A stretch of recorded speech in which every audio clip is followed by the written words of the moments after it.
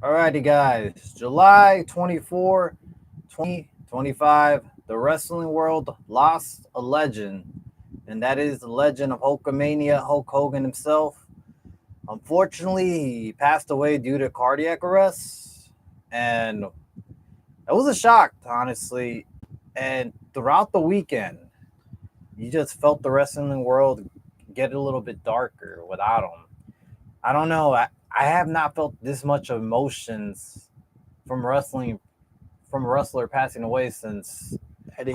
probably Eddie Guerrero, Bray Wyatt was one of them. Yeah. And when those guys passed away, that hit emotionally, man. A little bit of what's his name, Luke Harper as Yeah. well. But man, this one just like really shook everyone and took everybody from surprise, man. It's because, dude, as fans, you realize if it wasn't for Hogan, we wouldn't be watching the product we're watching right now. It's not only that we wouldn't be here. Honestly, we wouldn't be fans. No. No, we wouldn't even have a podcast. No. No Really not, no. wrestling. So put it this way. All right, look. Disclaimer.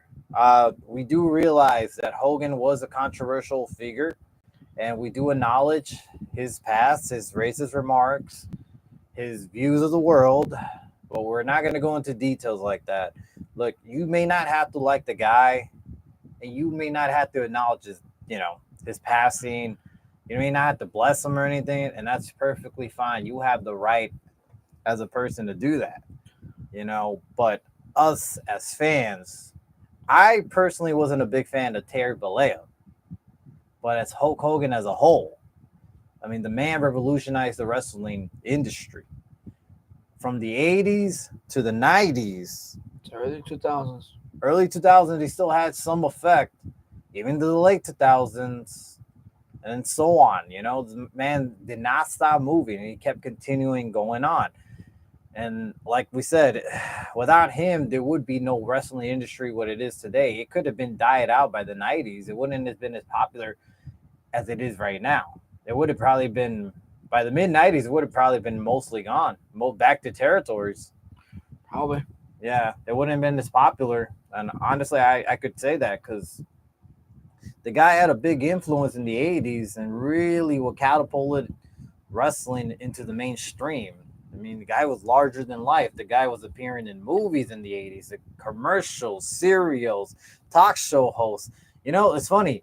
One of the interesting facts was the reason why he kept saying the word brother is that he was in so many talk show hosts, interviews, and stuff like that he could not remember all these people's names. So he just kept calling everybody brother. Simple. Yeah. Yeah. So look, born 92. You were born a little bit younger than me, 90. Right? 8 or 89? 89. Okay, so you were born 89. We really didn't get much of the 80s Hogan like many people were. So, we see a lot of, tributes to him saying, my childhood hero. We can't really say that. No. No, we were born more into the 90s. But I grew up with him already in WCW. Yeah, so I got into put it this way, memories. This is what this show's going to be about. We're not going to be we talk about wrestling news, but we're going to get this whole tribute, this whole time being to Hulk Hogan himself. Because like I said, without him, we want to have a podcast. We want to be here. We want to have anything at this point. The man, like Eric Bischoff says, thank you for the house. Because honestly, the man built the house of wrestling what it is today. So put it this way. He was done himself. Oh yeah, no, yeah. Everybody acknowledges the greatness that he basically threw into the wrestling scene. I got into the wrestling scene, I want to say about 98, 97 maybe. I was pretty young, 4 years old. And that kind of just like threw me into like, wow, like right away, you turn on the channels, you had WWF, WCW. Yeah. One side you had the man himself, Austin, that got your attention on one side of the TV. On the other side, it was Hulk Hogan. The whole NWO scene and everything was going on with him. And then I don't know what it was, but you just like recognize who he was. And then, as you get more invested as a young fan, you go to video stores, you find WrestleMania, VHS, and all these things with Hulk Hogan on the cover. And you're just like, huh, Interesting. Mr. Nanny as a movie. Yeah. Three Ninjas, Kickback, High Noon and Mountain, whatever. That movie as well with Hogan. Yeah, but you get into his matches, you're born in the 90s, but you look back, you watch these VHS, you see what a big star Hogan was in the 80s, when he body slammed Andre the Giant at WrestleMania 3. That was iconic, and to this day, it's still iconic. And I don't think that's like one of those moments that can never be replaced. No. Nah. As well as his rivalry with the Macho Man, one of my favorites. I mean, honestly, the whole mega powers and all that was a moment, man. That cannot be redone to this day. I mean, WrestleMania 6 against Ultimate Warrior. that too, babyface versus babyface. He's honestly Title for title. title for title. If it wasn't for him, Ultimate Warrior wouldn't have been the biggest star if he is right now. I mean, honestly, a lot of these wrestlers wouldn't have been a big star. I mean, it's pretty hard to say. Yeah, because without him in the 80s, so put it this way, without him going to the 80s, from there, starting to decline. And we saw the decline of Hulkamania by the time the 90s hit out, and by the time the steroid scandal came out. Yep. And there was a slight decline. He knew it was coming. He knew, well, I could stay with WWF, or I could go with WCW, offer me more money and more leverage. So he did. And then eventually, there was more of a decline. There was more booze coming in. And then there was talks about, Nash and Scott Hall coming into the company and finding a third man. And they were trying to convince this man to join in. And he was one of the consideration, and so was Sting. All right, to this day, if Hogan never joined Scott and Nash, it would never work. With Sting, it would never be as rememberable. Because Hulk Hogan was one of those guys that you never expected to turn heel at the time. The icon. And when he finally turned heel for the first time in a long time, because he was a heel when he first started, I mean, dude, he changed the game. Like, Completely. yeah. He's actually him turning heel was the reason why WCW was getting so popular. That, and honestly, he's the reason why a lot of things catapulted. Because look, without him, there's no Attitude Era. No. Nope. There's nothing that Vince would have been scared of. Vince would never even try all this edgy stuff if it wasn't for the NWO. If it wasn't Hogan turning heel and then beating these guys for 83 weeks. Yeah. Yeah. And from there on, that's what created the Attitude Era. There would have been no Rock, no Austin, no DX, which Mankind. Taker was there, but like these guys wouldn't have been as big as they are today, really. Yeah. The whole Attitude Era wouldn't have been there. And then, from there, so on. I mean, I don't know, man. That's kind of hard to say, dude. Like, the guy had such charisma and such good psychology, man, in the ring. He just really did. And, here's the interesting thing. Hulk up, the taunts, the play to the crowd. Oh, even as a bad guy, dude, he would be like, no. like he just knows how to play it up, man. I mean, honestly, the guy was full of charisma, full of life. And so, a lot of people say, well, he couldn't wrestle. That's funny because this is a bunch of bullshit. Because actually, he did a lot of work in New Japan. Yeah. And he showed up his style. And recently, Japan actually gave him a tribute at the G1 Climax. Nice. Because he was a big star in Japan. Japan loved Hulk Hogan. And that guy could fucking wrestle. You would be shocked how good of a wrestler he was in Japan. And, the thing is, he wrestled a smart style because he knew that all he had to do was the bare minimum to get by in the end of the day. But the funniest thing is that bare minimum still kicked his ass because the reason why is that I'm sure you noticed at the Netflix he got a little shorter. Yeah. Yeah, and that was due to surgery. Surgery. And the one thing that kept hitting him, despite his him shortening up his moveset, the one thing that he kept hitting no matter what, and his finishing move was the leg drop. Yep. That impacted his back, which got to his neck, which made him get surgery throughout the years. Even it's actually So I don't know if you know about this, but Bubba Ray Dudley recently came out, or Bully Ray Dudley, whichever you know him by. He recently came on and he said that basically what happened was that he got neck infusion surgery one more time, and the doctor told him to get sit out six weeks to not do anything, to just have bed rest. Right. Hogan, though, the next day after he got his surgery, he was out again promoting the wrestling company, the beer, promoting everything again nonstop. Right. So eventually that actually started messing up his neck, and he went from bad to worse. So it went to the point where he started having complications. So that led to another surgery. Something actually happened in his esophagus where the Mm-hmm. point actually was not aligned correctly. So they aligned that correctly, and that's where the voice started actually happening, where he started losing his voice permanently. So eventually, I think just because of all this like surgery had back to back to back to back in such a short amount of time, that probably could have caused his heart to just give out last minute, just say I'm done. Yeah. Dude was 71 years old. Let's be honest here. Yeah. Well, but even then, dude, 71 is still young. But unfortunately, all the abuse he The put out to his views, body. the steroids, everything, like it, your body can only take so much. Yeah, it's an unfortunate, man. Honestly, dude. But like, you go once you hear the news, you get sad, but then you start thinking like, damn, man, the fondest memories. Like I said, he was one of the first wrestlers that I seen that kind of got me hooked on right away. Like, his style, his look, everything. I His mean, hypeness, just pointing at the crowd, and just you hear the song and him going crazy for it. I see it. yeah, because I mean, dude, and this is his physique. I mean, I'm sure in the '80s he got a lot of people to work out. Definitely. Yeah, a lot of people were eating their vitamins and saying their prayers, Prayers. and they were working out because the man looked the part. The man looked like an icon. The man looked like a star, dude. And then even in the '90s, he still kept himself in good shape. I mean, yes, you could take whatever enhanced drugs, but you still got to put in the work, put in the spray tans and stuff like that. But honestly, man, the guy was larger than life. The guy really had an impact out there. I so like we was there at WCW throughout pretty much the dying days, and some people say he didn't have any loyal to the company, which I can see that. But the thing is, dude, when you're declining, you got to do what's best for you and your whole image as a whole. Him jumping to WCW made sense.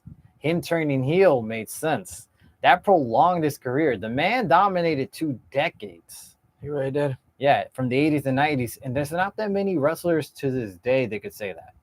True. Yeah, I mean, And being full timers too. yeah, well, yeah, there's not that many fucking wrestlers out there that could say that, and basically had a resurgence the way this guy did. And then eventually we got him to finally see him back in the WWE ring. 2002. Yeah, with the NWO. And people were cheering him the moment he walked in. Yeah, they were, dude, because I mean, they finally seen him back. They were happy to see him back in the WWE ring. God rest another man's soul, especially when Scott Hall said, "Hey, yo." Hmm. People lost their mind. Yeah, but then we also got the most iconic match at WrestleMania history. WrestleMania 18, The Rock Rock versus Hogan.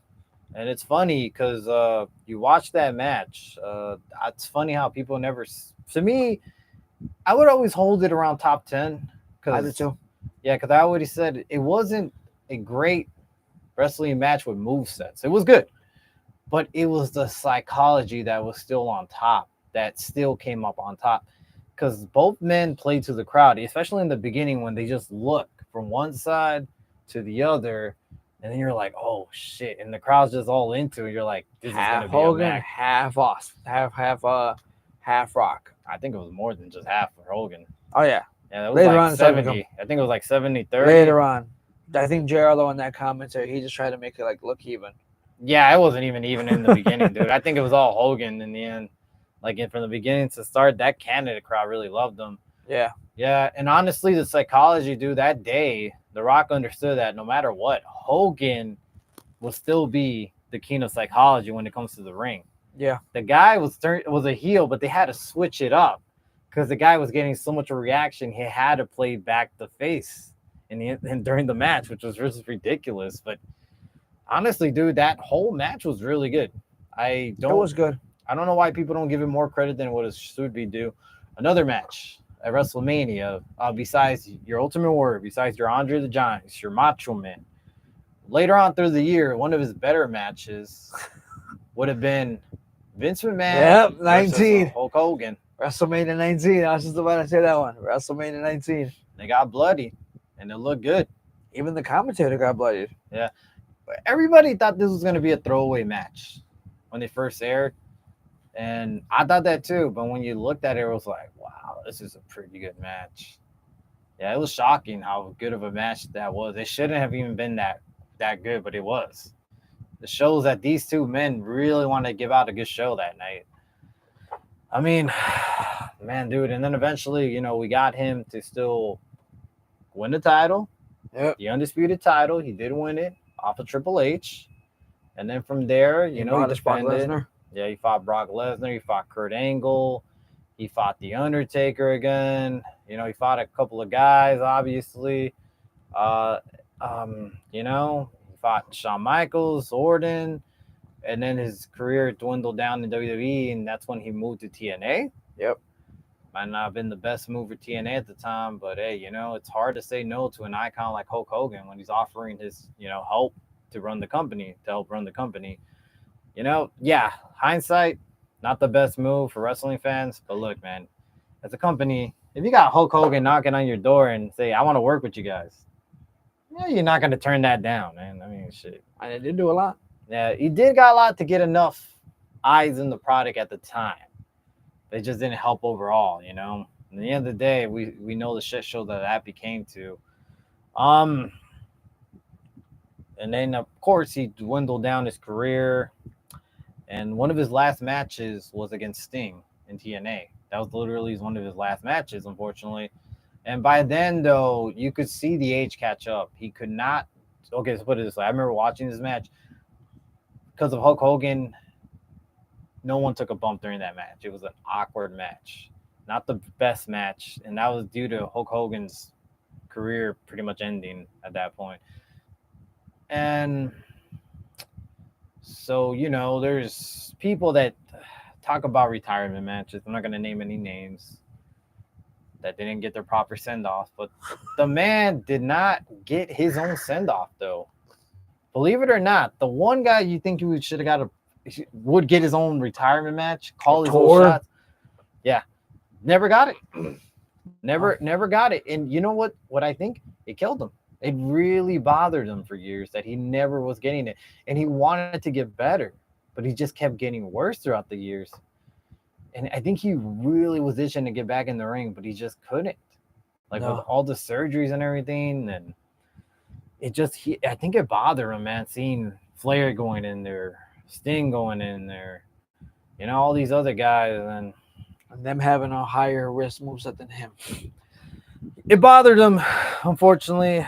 That was one of those things that you kind of don't believe. You're like, wow, yeah, this man's last wrestling match was in TNA against Sting years ago, and all these other guys have wrestling retirement matches, and he couldn't.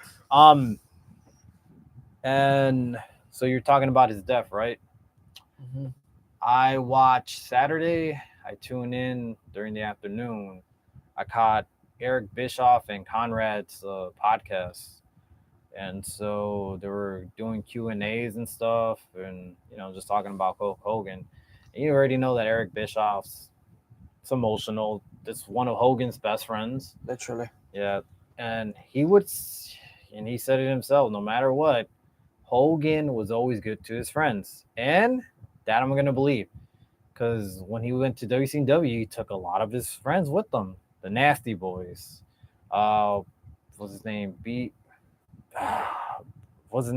Brutus the Barber Beefcake. Yep. Yeah, I won't always get like a tongue twister, but Brutus the Barber Beefcake. He took him. He made him a star in WWF, and he took him with him.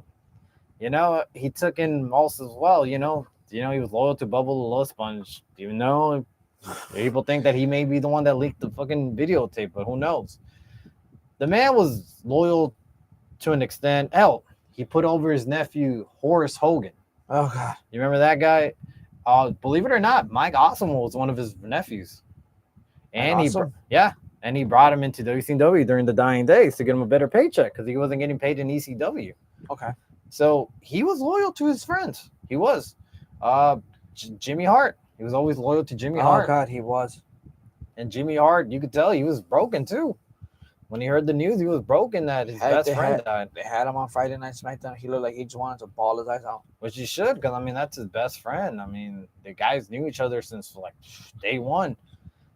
Bischoff was on this live stream and started reading comments and started breaking down every once in a while. They had to cut off constantly.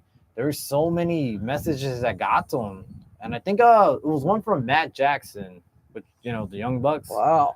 and they said without him, the industry wouldn't have gotten where it's gotten today, and no matter what, Hogan always wanted to draw, even though when no one was watching, and I think he was kind of putting out there the TNA days where the Young Bucks were Generation Me back then when no one noticed them, but they were in TNA during those days. Yeah. And we all know that TNA wasn't drawing, but no matter what, Hogan would want to put up a show, even though nobody's watching. When he said that, Bischoff just broke down. It's like he's right, The man had so much love for his craft, which he did. He really did. He did. And I think that was one of his bad traits of him, that he didn't know how to. He didn't. How would you say this? He didn't know how to call it quits. In the end of the day, he'd always look for the next thing to stay relevant. Just think about it. In the '80s, he was like the biggest icon in the world. Dwindles down, gets scared. What am my next move? Hops onto WCW. And I'm not saying these are bad moves. He was looking for something always to stay relevant. Yeah. Once WWE was dwindling down in 02, 03, he's like, well, I don't want to keep getting jobbed out. I quit. Just literally what he did. Mr. America got tired of the stupid gimmick, took off his mask. I'm Hogan. I'm out. Literally what he did on screen. Eventually went to TNA. Well, he did wrestle in independent shows, but went to TNA, tried to stay himself relevant there. Didn't work out. Got out. Tried to go back. Controversy hits during that time when he goes back to WWE, unfortunately. We heard the tape. We saw. We don't condone any of that at all, just to let you guys know. Nope. We hold him accountable for what he said, and rightfully so. Look, you may not agree with them, but, there's a time and a place for that, At the end of the day, you may not even give him his flowers, and that's your choice, and that's rightfully your choice. But us as wrestling fans, we cannot deny that the guy still changed the industry. The guy made the industry as great as it is today. And then obviously got blacklisted from the industry afterwards for years until he was able to come back finally. He was blacklisted. And he came back into a very sour audience. Yeah. Well, by then, we all heard the lies. We all heard the stories, and it's unfortunate, man. The last time you seen him, he got booed from Netflix. Ugh. Literally. Yeah, well, I mean, look, as fans, you have a right to boo, cheered. I mean, it's part of the show, But yeah, no, that would be his last appearance on TV, is getting booed. But that just came from all the stuff that he did at the time, and he just did too much. And I think the man just overdid stuff. He should have settled down. He should have dwindled down, relaxed a little bit, not try to get himself in the spotlight every so often. But I think he was addicted to it. He was. And that's the thing, is I feel like there was a mental issue with him where he couldn't let go. It's kind of like the Ric Flair effect. Well, it's ego. It's ego, dude. That's what it is. It's 100% ego. Because if you look at it, we said it in the 80s, you were it. In the 90s, you were it. Early 2000s, you were it. However, though, in the early 2000s, you and I had multiple conversations about it. It was like Hogan's age is beginning to show. Well, yeah. Hogan's not the same. And we got it. We understood the fact that he wasn't a 30, 40-something-year-old. He was not 50s. I wouldn't call it ego, though. I think Bischoff said it best on his podcast recently. I don't know if you heard the Bischoff story. I did not. No. All right, so Bischoff knew what was going on, obviously. Just wanted everybody to stay out the loop. And so he made a phone call to Hulk Hogan, and they usually FaceTime. And Hogan's like, look, I'm not feeling good. I wish I could FaceTime you right now, but I can't. And they were talking a little bit, but Hogan didn't really want to hear it. Hogan's like, American freestyle. Like, what's going on with that? Did we get the contract, And then Bischoff didn't know what to tell him, so he goes like, you know what? We're gonna get it. We're gonna work on that. When you get better, we're gonna go try to get that stuff. And it pumped up Hogan a little bit more, bring his spirits up. Yeah. And then he hung up. And then he's like, shit, I just kind of lied to him. And his wife's there. His wife probably thinks I'm getting his hopes up. And so he texts his wife on the side that says, hey, you know what? I know I said what I said, but look, I'm just trying to get his spirits up because I know this is the only way he sees things, you know? And he'd always say, and he said one thing is like, Hogan always chased the hustle. Yeah. Yeah, he had that addiction to the hustle, man. He wanted that whole promotion to get up there. I don't know what's going to happen to that. I don't think it's going to go away, I don't think so either. but it's going to be a little tougher to do, man. A little emotional, I guess you could say. Yeah. Honestly, man, if I'm Bischoff, just have the first show and dedicate it to Hogan. Dedicate it 100% to Hogan. Don't let that show die. Yeah, just keep it going, man. Especially seeing how emotional Bischoff got throughout the show. You know, that was hard, man, to see him tear away. Cause I never seen that guy ever tear up. That was just hard to see. I was like, oh shit, man. You know, like damn, that really you could tell that hurted him though. Yeah, no, but that's the thing. I think his mental stress is that he just did not want to let that high go. You know, he still wanted to keep going, and that's the thing, man. Sometimes you gotta relax, take it back a bit. You saw tonight's tribute of Raw, right? Yeah. You saw the nice 10-bell salute, the video package, Nick Hogan on the front. Man, that was yeah. You saw current WWE personnel crying too. I saw Jey Uso crying. Yeah. Jey Uso tried so hard not to. Yeah. He tried so hard not to cry, dude. Because I'm sure when a lot of these wrestlers, especially from the Samoans, were really close to him. Yeah. Yeah. And a lot of people, that's what I'm saying. A lot of people were touched by him. A lot of wrestlers grew up with this guy. And he did get a lot of, we're not going to deny, he did get a lot of negative backlash during his death. And a lot of wrestlers came to his defense. A lot from every race. They kept saying, look, I get it. You know, I get his views. I get this and that. But the wrestling industry wouldn't be here today. You know, a lot of people were defending him, believe it or not. It was ridiculous. Like, it was shocking. Like, we have never seen this type of support for any wrestlers in a long time. Yeah. Yeah, like it was a mixed reaction. Fans against wrestlers, really. But that was the shocking part. There were so many wrestlers that came out to defend the guy because in the end they're like, look, I could understand your politics. I could understand your position on stance and on certain terms or actions. But at the end of the day, someone lost their father, their husband, their brother, their sister. He has family out there. The last thing I'm sure that family wants to see is all these, memes and glad he's dead and all that. I mean, it's just there's a time and a place, man. Like you want to acknowledge him, that's fine. You don't have to. You have to celebrate his life. Also, I don't think though someone has the right to celebrate someone's death.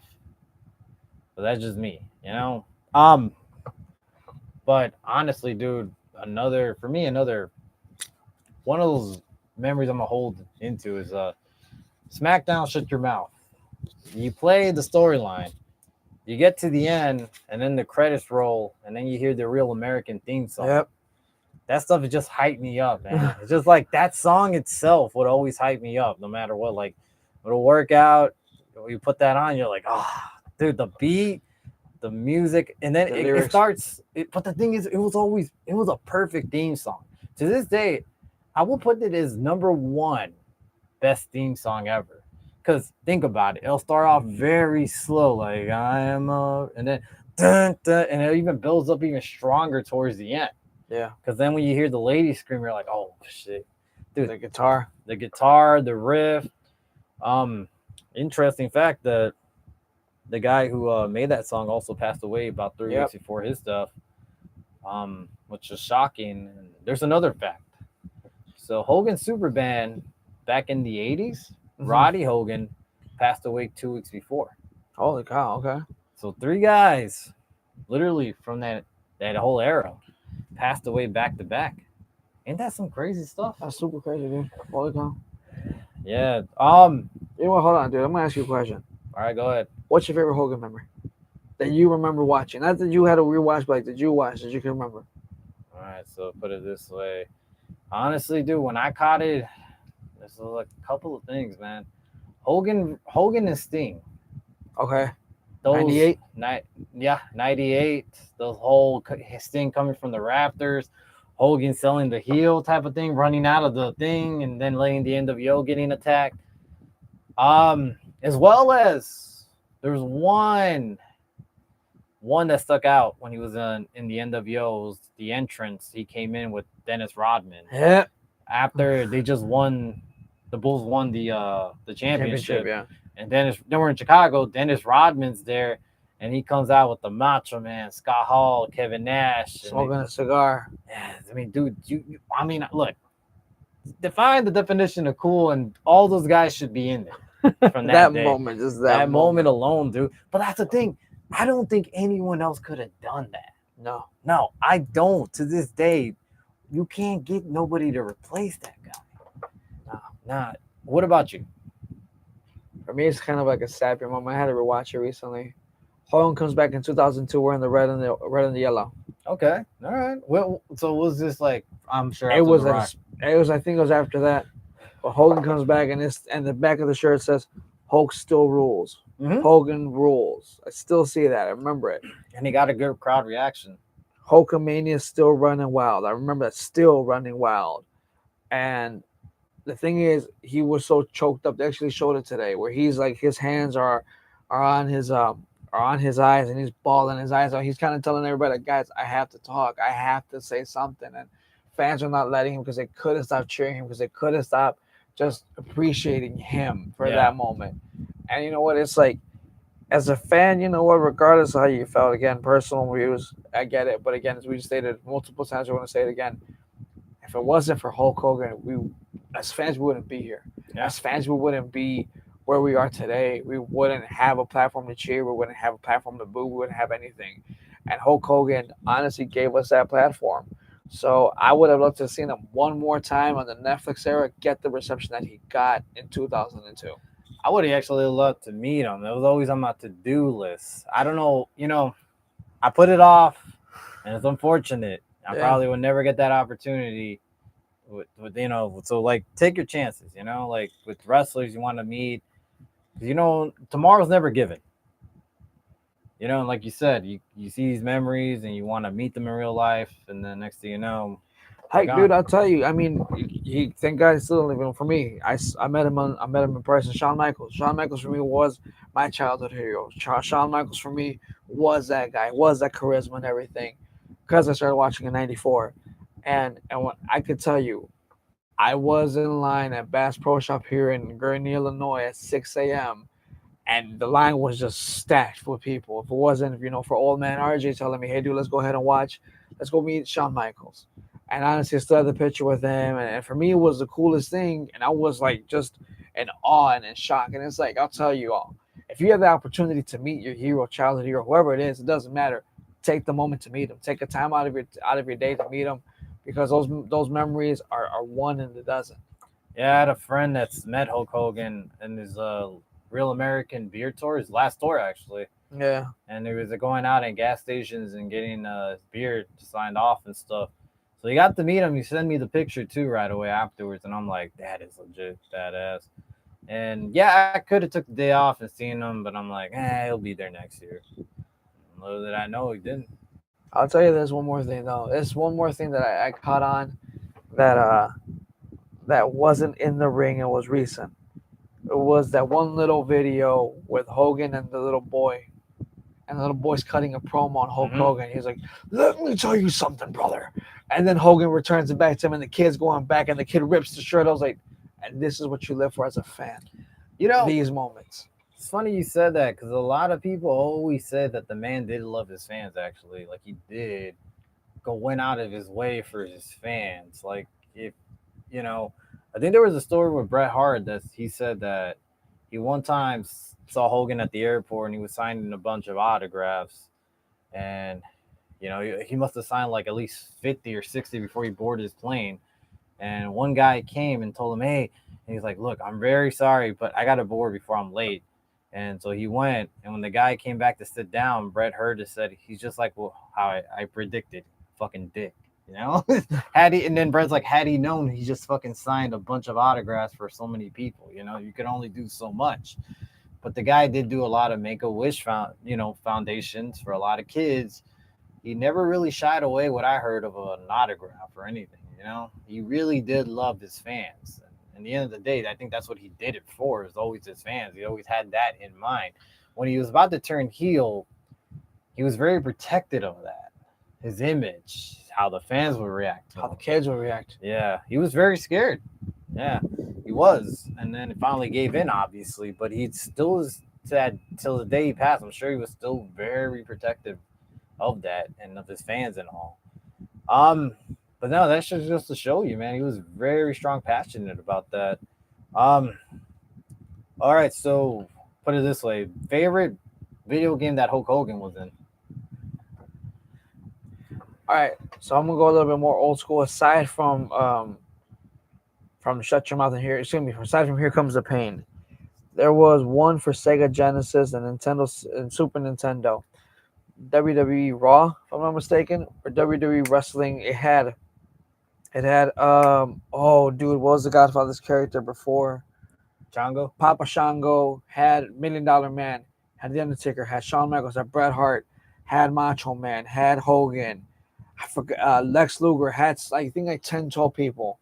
And I remember I'll never forget it because it was like the perfect way to set up where you could if you were Macho Man, if you had like if you were tag team, Macho Man and Hogan, you could set up perfectly where you could do the leg drop and then do this elbow smash, and then leg drop, but it was perfectly done. Like they literally set up to be perfectly done at the point where it was done for the people to have like their mega powers moment, you can call it. Mm-hmm. So that's mine. What about yours? That's a tough one, dude. There's like a lot comes in minds. All right, so let's just say this: we're going back to the '90s. I went back. We're going back to the '90s when we were kids with quarters. You go to the arcades, WrestleFest. Oh Nothing beats a classic WrestleFest, man. And you know who was in WrestleFest? That's a hard one, dude. WrestleFest. Okay, we're going to arcade. All right, now let's go to platforms. Look, I gave you my platforms.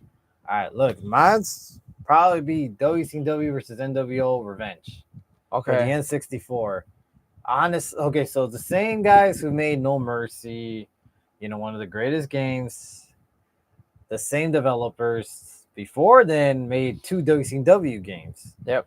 The first one was pretty good, but the second one, WCW versus NWO Revenge, to me had the fondest memories. I enjoyed the hell out of that game because I was a big fan at the time for WCW. And you had Hogan, you had, Nash, Sting, K Dog, Chris Jericho, Benoit, you had Dean Malenko, you had a couple of luchadors, Eddie Guerrero, Juventud. My God, that fucking game was stacked, man. And it was revolutionary at the time for a video game. Isn't that the game where like depending on who you selected, they would have like a little video intro? That's the one, right? Or is that only on the PlayStation? That You're thinking about the PlayStation. I know what you're talking about. Okay, that was like a Nitro Thunder type of game. But it was an NWO versus WCW thing.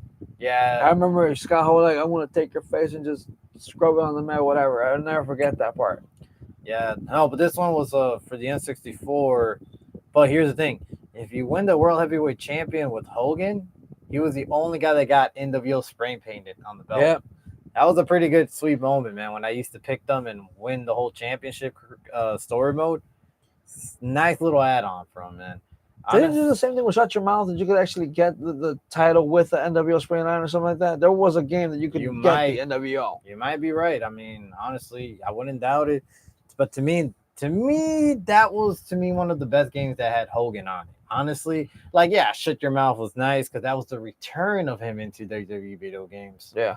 Which was a nice feature. And also the end credits, like we were talking about, had a badass, like when you hear Real American, you felt accomplished, like we did it. We beat the game, Yeah. Yeah, it pumped you up.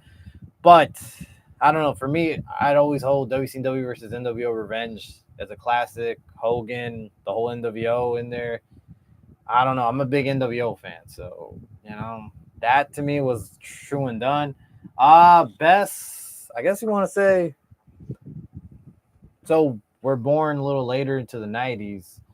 Best moment you going back, like best video that you found out red, yellow Hulk Hogan exists. You know, like going back to getting a VHS and stuff. Any particular one that stood out? So when because my parents would mostly go to Hollywood Video. Hollywood Video didn't really carry like a lot of wrestling and stuff like that. So I didn't really like see red and yellow Hogan until 2002. Hmm. And I didn't see like red and yellow old school Hogan until YouTube. I'll be 100% honest with you, dude, because they would have. Remember, Hollywood Video had basically always the same selection, which was Royal Rumble '98, Royal Rumble '97, Royal Rumble '96. Because I watched them a whole bunch of times. Didn't really have a WrestleMania. Had a couple Survivor Series. Had a couple like the tapes of like Stone Cold Stesso and all those other tapes. So I have those. But I remember I didn't really watch like old school '80s Hogan. Mm-hmm. Which, yeah, no, I get you on that.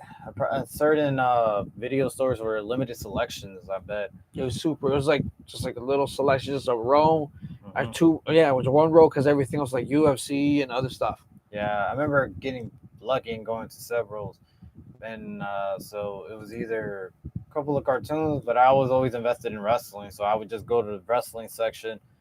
Oh man, I didn't know Hulk Hogan wore this attire. I want to see this, and start watching WrestleMania, SummerSlams, and all these other VHS that he was in. I was just like, what the heck is going on here, man? You know, obviously old WCW videotapes Yeah. as well. You know, Bash at the Beach, and I mean, like, I'm not gonna lie, I picked everything I could find his cover in just to see these matches because I mean, guys were popular at the time. You know, you would want to watch his library full of matches.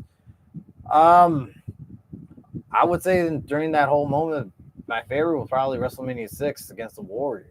I watched that match. Actually, I watched it on YouTube. It's a really friggin' sweet match. Yeah, I watched it on VHS when I was little, and I don't know. At the time, I'm like, "Fuck, this is pretty good," because I know who the Warrior was. I heard of Yeah. him, but you didn't know too much until you heard from word of the mouth to another guy. Like, "Hey, check out this guy, the Ultimate Warrior against Yeah. Hulk Hogan." You're like, "Damn, like this is a pretty good match." You know, as a kid, you're like, "Oh fuck," you know, like. But honestly, man, those were some found memories collecting toys, action figures. Yeah. Yeah, you would want to collect the most action figures, and Hulk Hogan always had a long accessories and action figures. It was just ridiculous, man. The tire wise, you would find NWO, you would find Wolfpack, black and white, yellow, red and yellow, old '80s. Like the guy just had endless AWA. Hulk Yeah. Hogan. I mean, it was just crazy, man. Honestly, I don't ever think. Let's put it this way: you have a few guys left from that '80s era, and that's a sad part. It really is. A lot of the guys have passed away. There's a few. I want to say handful. But there's still a good amount, but they're not gonna last forever. Or not. They really aren't. Unfortunately, some guys turned their life around. They're still with us today, thankfully. But it's getting smaller and smaller, that era. And you know, you think about it, that's what made me really think was when Hogan passed, I sat there and I'm thinking like, man, that sucks. Like a lot of these stars, a lot of the big stars from the '80s are gone. Yeah. Yeah, it's unfortunate, man. It's like that's the sad Macho part. Man, Macho Man, Ultimate Warrior, Scott Hall. Scott Hall.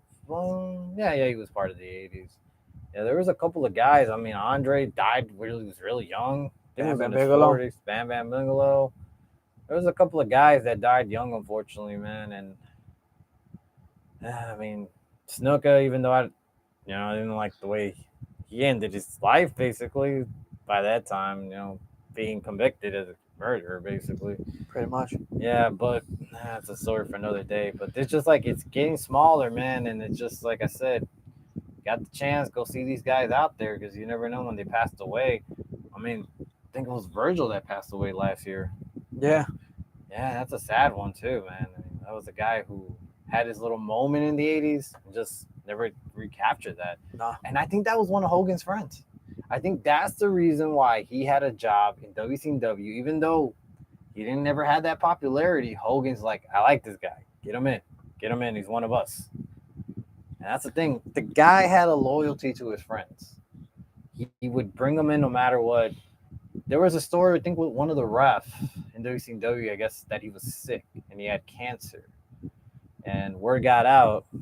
And at the time, Hogan came up to him and he was shocked out of all people, like, Hogan.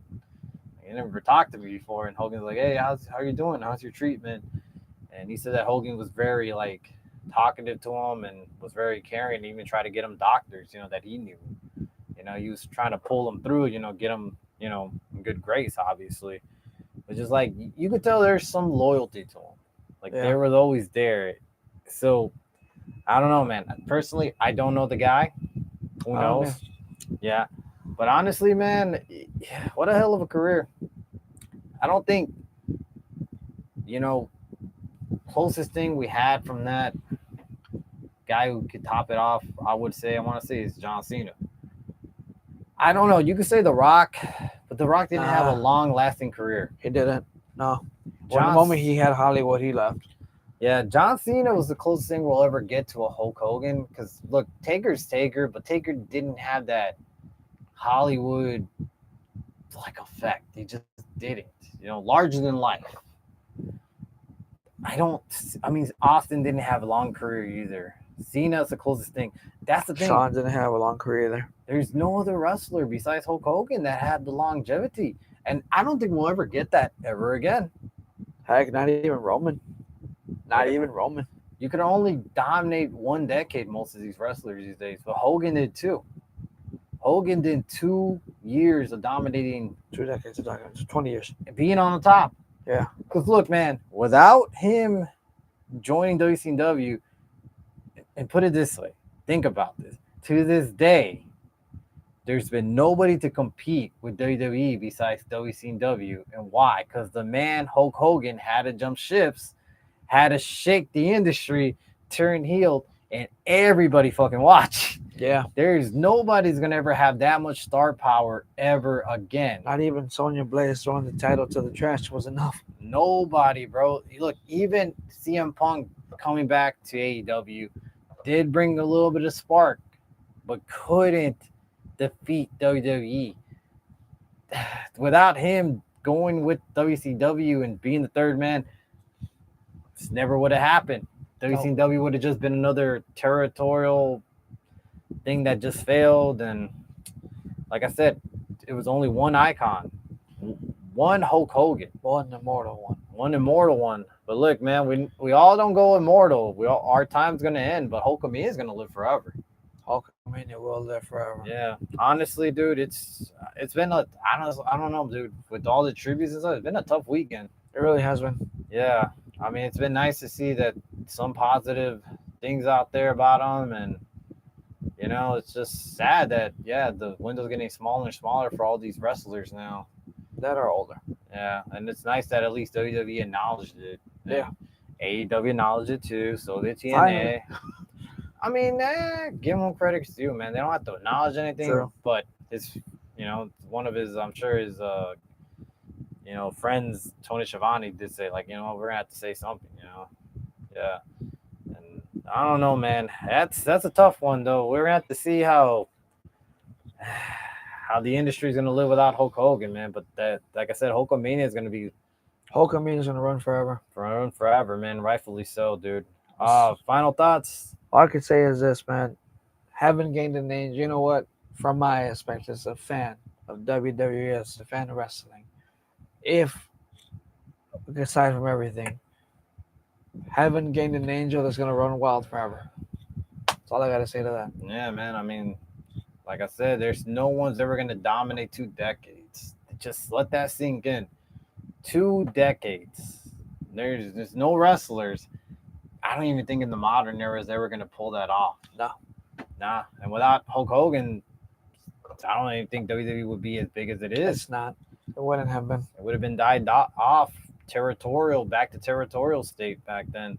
But that's how much this effect this man had. Look, yeah, was he given the stuff? Yeah, he was given a couple of stuff and ran, but he ran with it, and he went crazy.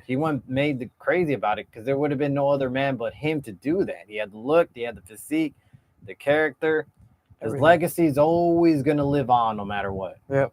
Yeah, I mean, but look, man, this has been his tribute. Honestly, man, Thank you, Hogan. thank you, Hogan. Hulkamania will live on forever. We'll see you in the next live, brother. Rest in paradise, brother.